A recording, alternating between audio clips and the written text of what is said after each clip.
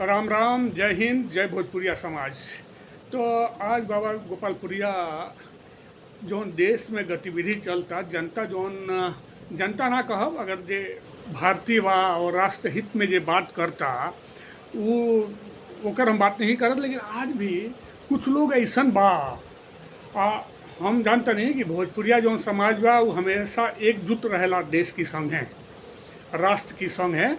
लेकिन फिर भी देश में हम रहता नहीं, बहुत जगह ऐसा बात होता कि कुछ लोग बोलता कि अंदरूनी रूप से हमने के राफेल मार दल गए युद्ध में, हई बैल हौ बैल। अरे भाई, हम आप लोग खुदे देखी ना, पाकिस्तानी जौन आवाम बा, पाकिस्तान के जौन लोग बा, वो पूरा तरह अपनी सेना के, अपनी सरकार के मनोबल पर पहुँचता। लेकिन हम बार बार कहते नहीं कि रउआ खुदे देखी ना, पहले फ़ोन के कर आइल, पाकिस्तान से आइल भारत में कि सीज फायर कर दहल जाओ, ए पर बातचीत कल जाओ। और एगो चीज़ जो सीज फायर के घोषणा भइल, अरे मैंने अमेरिका के जो राष्ट्रपति बाने कहीने, ओकरी बाद देखी भारत पाकिस्तान के जो प्रधानमंत्री बाने वो इनके धन्यवाद, उनके धन्यवाद, हो देश के धन्यवाद, हे देश के धन्यवाद। का मोदियों जैसन कहीं ना कहीं ये सब चीज़ समझे लगवा महाराज। सुनी ना, जब युद्ध होई ना तो कुछ तो नुकसान होकबे करी महाराज। तो हम ये कहते नहीं कि हमने के देश की संगे खा रहले के ताक बा। अब बात बात पे हम मतलब कि अपनिए सेना पर, अपनिए देश पर अब बार बार मतलब कि मांग कइल कि हई ना भइल, हौ ना भइल है, ये सबसे बचले के ताक बा महाराज जननी। आ कहीं ना कहीं अब उ पाकिस्तान में बुझत होई कि उनका कितना नुकसान भइल बा। आ ई के घिघियाइल बा एमे सीज फायर करावे खातिर, के घिघियाइल बा वो तो नहीं के मालूम होई।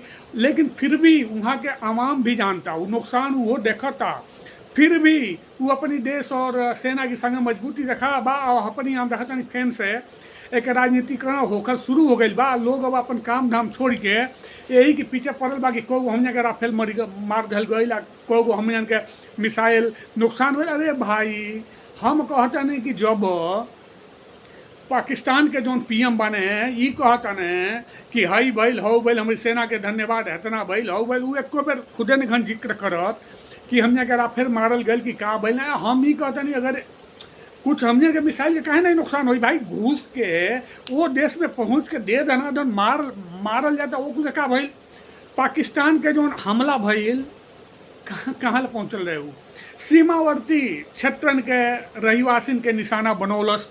लेकिन हम जन कहाँ पहुँचने के, लाहौर, कराची, इस्लामाबाद सब जगह घुस गए नहीं के महाराज। हम अपन सेना इतना मजबूत बा।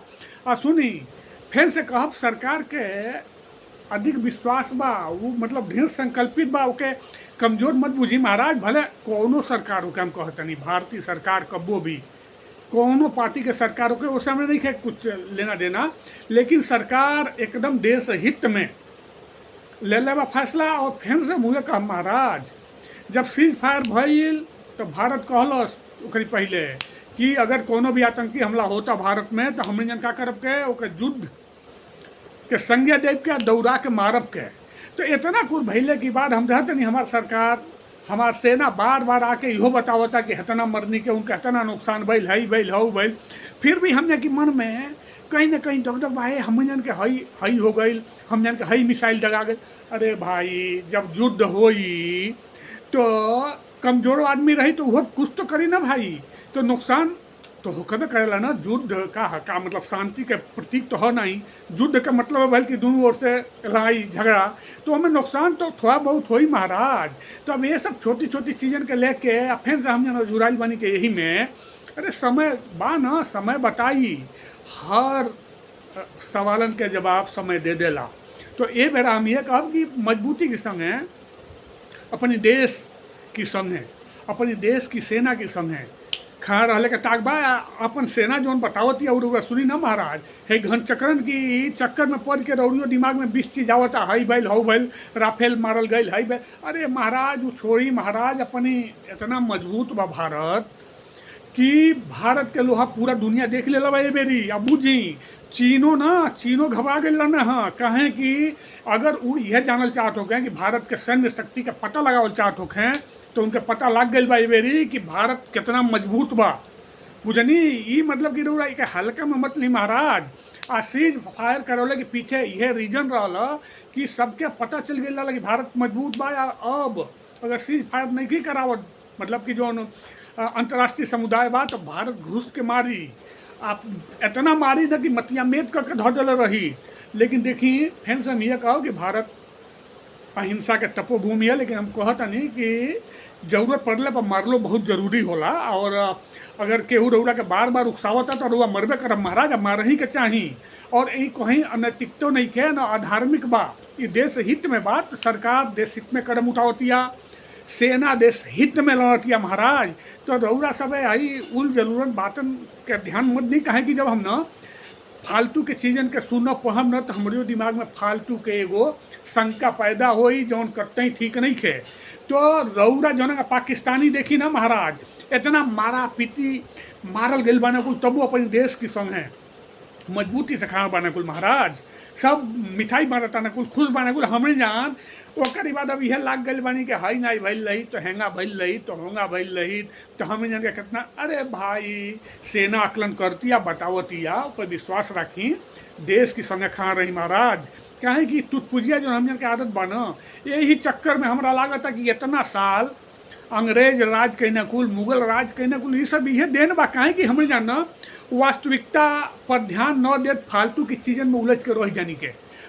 इतिहास गवाह बा महाराज। अब तो हमारा मतलब का हम बताई शर्म लगाता ये जो कुल आजकल चलता ना, ये काहे चलता। और दो चार गो ऐसा कुरफाती माने कुलों कुल के कुछ बा नहीं, अपन फटाक देने उन्हें कह के कुछ बातें रख देता ना कुल। अब वो कुल के दिमाग के जो बात बाप दूसरे के दिमाग पे हावी कर देता ना कुल, और लोग फिर वही में उलझ के रह जाता महाराज। देखी अब भारत बहुत मजबूती से एगो सशक्त शक्ति के रूप में विश्व में उभरल बा। ये बात के पूरा विश्व मानता, रउरा खुदे नहीं की मानत। काहे कि रउरी दिल में ना कहीं जो शंका बा ओकर हम बुझता नहीं। काहे कारण यह बा ना कि रउरा खाली किताबे में पढ़म मुगल ही नकुल या अंग्रेज ही नकुल हई भइल हऊ भइल, ओके मजबूती से पढ़ी महाराज। एक तो हमरा आजकल है पता नहीं हम बभने हई पंडितें हई या हमरो धर्म अपनी धर्म पर सनातन धर्म पर पूरा गर्व बा कि हम हिंदू हैं और सनातनी हैं। लेकिन कहीं ना कहीं कुछ चीज़ हम देखता नहीं ना, आजकल समय अनुसार शिक्षा उपदेश समय अनुसार होके चाहिए। एक तो आधा हमारे यहाँ के जो पंडित जी लोग बा ना कथावाचक लोग, वो राधे राधे कह के अब ज़्यादा कुछ बोलब नहीं, एगो मतलब अलग ही आदमी की आंखों में आंसू देख के राधे राधे करवा होता ना कुल। अरे कम से कम भाई समय के अनुसार आप उपदेश दीजिए भाई। आप कृष्ण की जो महत्वाकांक्षा थी, कैसे उन्होंने पांडवों को एकदम मतलब कि रणनीतिक आधार पर जितवाया, उसकी बात ही नहीं कर रहे हैं। वो कैसे महापुरुष थे, उनके चक्र सुदर्शन की कितनी ताकत थी, वो कैसे युद्ध की रणनीति बनाते थे, उस पर कोनो चर्चे नहीं किए।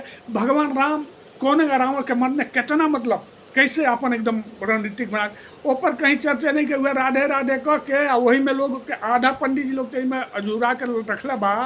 और देखी फिर से हम कहता नहीं, हम सुने नहीं कि कोनो जब महमूद गजनवी हमला करे तो कोनो मंदिर पकड़े ना, वो मंदिर में इतना साधु लोग रहे कि अगर आप लोटा जो होला ना, लोटा कमंडल अगर ओसे सेना के मरल रहे लोग ना मोहम्मद गोरी की, तो सब मर गई लौटे कोई। लेकिन वही बेरा वही राधे राधे राधे राधे चल महाराज। सुनी ना फिर से कहते नहीं कि धर्म के समझी, धर्म के मतलब ये नहीं होला कि हिजरा बनल रही या ये वो करी या यहीं में जुड़ाइल नहीं। मानसिक शांति बहुत जरूरी बा, लेकिन एग्रेसिव भइल भी बहुत जरूरी बा।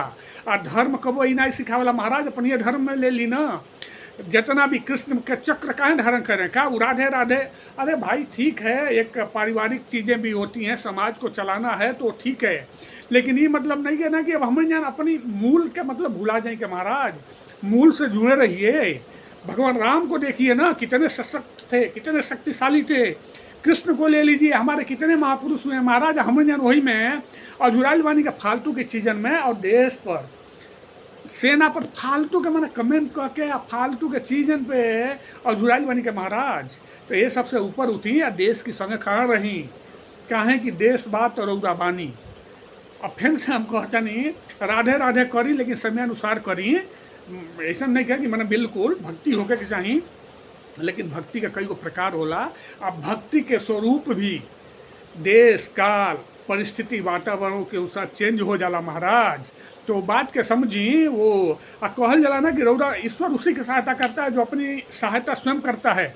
हम कहते नहीं कि सबसे बहन भक्ति हुए बाकी केहू के दिल मत दुखाई ना, वो सब बहन भक्ति का हुई महाराज।